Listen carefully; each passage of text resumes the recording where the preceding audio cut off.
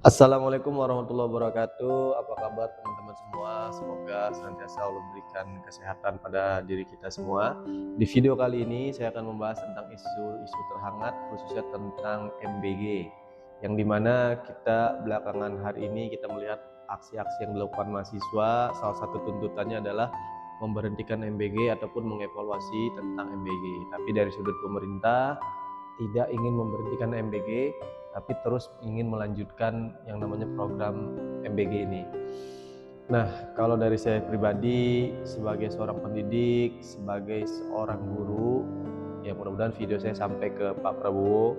Dalam ilmu kepemimpinan yang saya tahu itu ada yang namanya kita dalam membuat kebijakan, alangkah lebih baiknya ketika kita menggabungkan dua pendapat yang baik menjadi satu pendapat yang bisa kita jadikan itu sebuah kebijakan yang baru, yang dimana ketika pemerintah menjalankan pemerintahannya tidak ada yang namanya oposisi, tidak ada yang mengingatkan. Nah, inilah tugasnya mahasiswa sebagai penyambung lidah rakyat, sebagai yang namanya orang-orang kaum intelektual ingin mengkritisi, mengevaluasi apa yang menjadi program pemerintah. Selama itu baik, kalau bisa kita akomodir. Dari pemerintah tidak ingin MBG ini tutup, itu juga baik. Dari masyarakat, dari mahasiswa ingin MBG ini dievaluasi, itu juga baik. Ya, karena memang di awal janji kampanye Prabowo Gibran ingin membuat MBG ini untuk mengentaskan stunting. Ya, sebisa mungkin berarti sasarannya harus jelas. Misalkan ke anak-anak PAUD, ya, anak-anak PK, anak-anak yang nanti di Posyandu, ya, program-program Posyandu kita kerjasama dengan pihak Posyandu dan sebagainya. Nah, itu bisa dilakukan. Dan terlebih untuk yang di sekolah ini agar nantinya program kita ini benar-benar tepat sasaran, sebisa mungkin kita bekerja sama dengan sekolah untuk yang namanya dilakukan pendataan. Dilakukan pendataan untuk apa? Untuk yang namanya kita bisa mendata anak-anak yang memang menengah ke bawah, yang memang membutuhkan MBG. Kalau anak tersebut menengah ke atas, yang notabene kemungkinan orang tuanya juga bisa memberikan makan yang layak untuk anak-anaknya, nah ini menurut saya sudah tidak tepat sasaran. Nah, sehingga itulah yang dituntut oleh mahasiswa agar anggarannya ini bisa lebih terhemat. Karena biar bagaimanapun ya, di desa-desa ataupun di kota-kota juga masih banyak guru honorer yang masih gajinya belum layak dan sebagainya. Alangkah lebih baiknya misalkan anggaran MBG yang tadinya satu hari 1 triliun, ya, karena kita sudah jelas nih tujuannya ke siapa yang kita targetkan untuk MBG, bisa kita hemat menjadi misalkan 500 miliar. Nah, sisanya kemana? Bisa buat kita mensejahterakan guru-guru, ya kan? Bisa kita juga membangun sekolah-sekolah yang kurang layak di desa-desa. Kemarin viral banyak, oh dapur MBG-nya bagus, sekolahnya ternyata udah mau ambruk. Nah, ini kan harusnya yang menjadi concern pemerintah, yang menjadi concern kita di sini, kita bersama adalah bagaimana kita menciptakan lingkungan sekolah yang layak untuk anak-anak kita ini belajar dengan nyaman.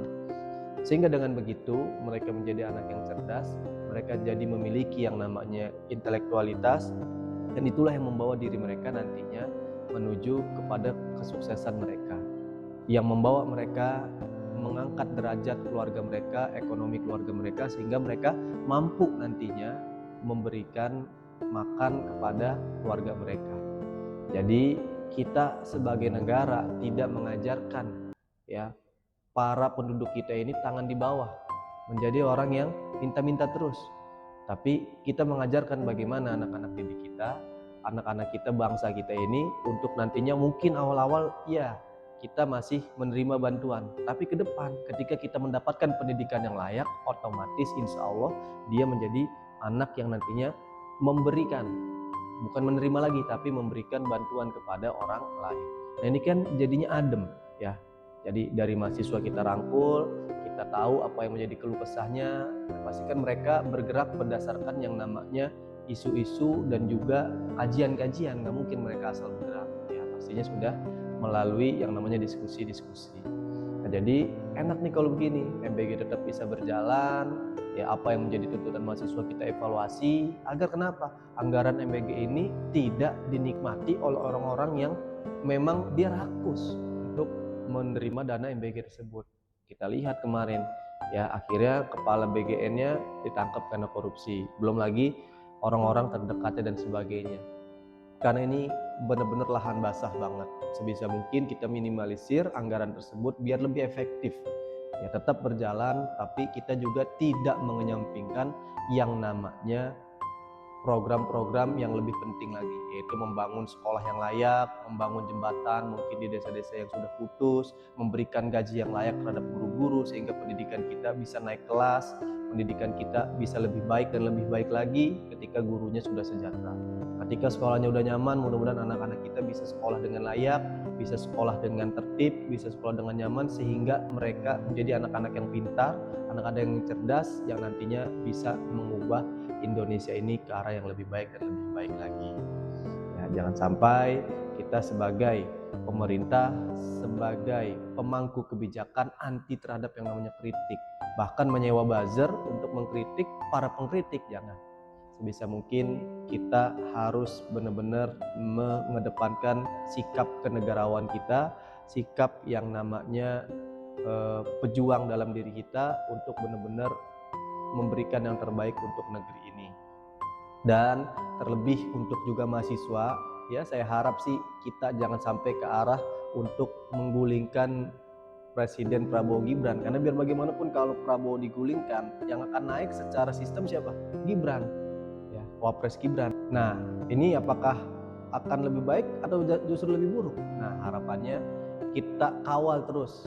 Nah, tadi sekali lagi dari pihak mahasiswa sebagai oposisi pemerintah nih, sekali lagi bukan pembenci, tapi sebagai oposisi untuk mengevaluasi apa yang kurang baik menjadi lebih baik lagi. Dan pemerintah harus benar-benar yang namanya menerima kritik dan saran yang membangun.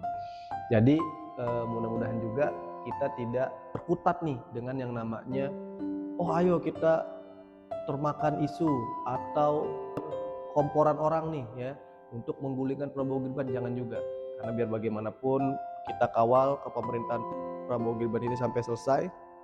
Kalaupun kita mau merubah, ya nanti di pemilu 2029 ya mahasiswa harus turun nih, memberikan pencerdasan kepada masyarakat agar bisa lebih baik lagi, lebih cerdas lagi dalam memilih seorang pemimpin.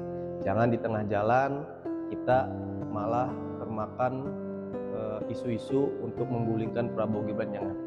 Bisa-bisa justru negara kita bisa jadi lebih buruk lagi nanti ya, kalau nantinya Prabowo digulingkan, Gibran yang naik, atau bahkan nanti kita tidak ada pemimpin di masa-masa transisi, pihak asing memanfaatkan itu untuk lebih merusak lagi yang namanya negara kita. Nauzubillah min dzalik.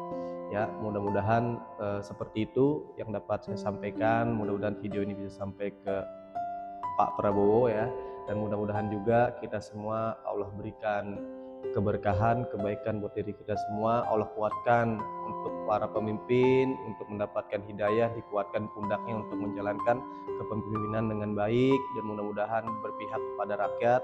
Dan untuk masyarakat khususnya mahasiswa dan lain sebagainya, mudah-mudahan kita bisa berpikir jernih untuk tetap mengawal pemerintahan, memberikan masukan, mengevaluasi dengan baik, dengan adab yang baik, dengan cara-cara yang baik, sehingga nantinya mudah-mudahan dengan begitu pemerintahan kita, negara kita bisa lebih baik dan lebih baik lagi. Wallahu a'lam bishawab. Alhamdulillah. Assalamualaikum warahmatullahi wabarakatuh.